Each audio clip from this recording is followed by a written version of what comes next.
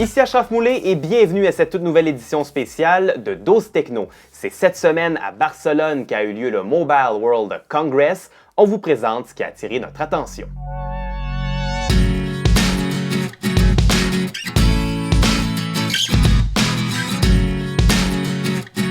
LG dévoile le G5, son premier téléphone modulaire tout en aluminium. Il surprend par son système d'ouverture qui permet d'accéder à la batterie et d'y ajouter différents types d'accessoires pour en faire évoluer les fonctionnalités.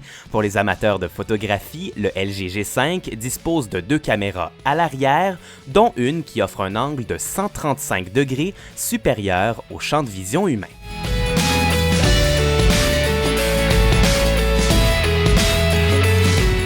Samsung a enfin confirmé les rumeurs en dévoilant ses Galaxy S7 et S7 Edge. Bien qu'ayant un design très similaire à la génération précédente, ils ajoutent des courbes à l'arrière permettant une meilleure prise en main. Le manufacturier a par ailleurs répondu aux attentes de ses utilisateurs en ramenant l'étanchéité et l'emplacement pour une carte micro SD.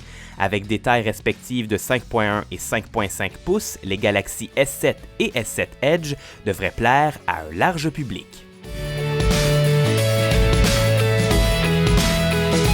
En parlant de Samsung, le Mobile World Congress a été l'occasion pour la compagnie d'annoncer l'expansion de Samsung Pay en 2016.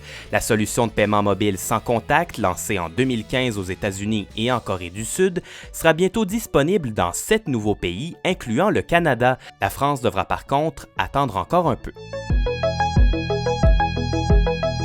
Alors qu'on attendait un nouveau Xperia Z, Sony surprend avec l'annonce de sa toute nouvelle série Xperia X, qui inclut les versions XA, X et X Performance. Le verre utilisé jusqu'à présent chez Sony sur de nombreux appareils a été remplacé par du métal sur les Xperia X et X Performance.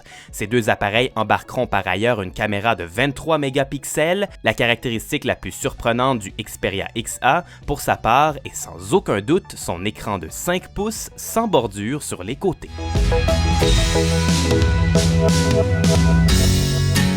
Le Mobile World Congress ne concerne pas que des téléphones, Valve et HTC en ont donc profité pour présenter plus de détails sur le HTC Vive, leur casque de réalité virtuelle.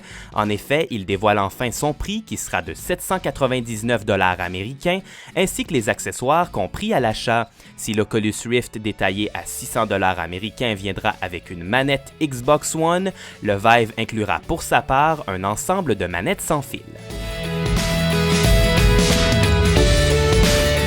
Moins connu en Amérique du Nord, le manufacturier chinois Xiaomi connaît une popularité grandissante grâce à des appareils aux caractéristiques haut de gamme à prix défiant toute concurrence.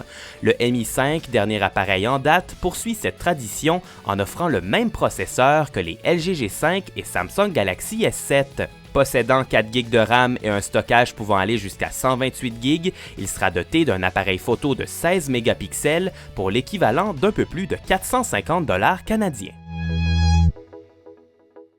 Et voilà, c'est déjà tout pour cet épisode spécial de Dose Techno. Je vous invite d'ailleurs à visiter notre site web Geeks&Com pour avoir plus de détails sur les produits présentés. De mon côté, je vous retrouve la semaine prochaine.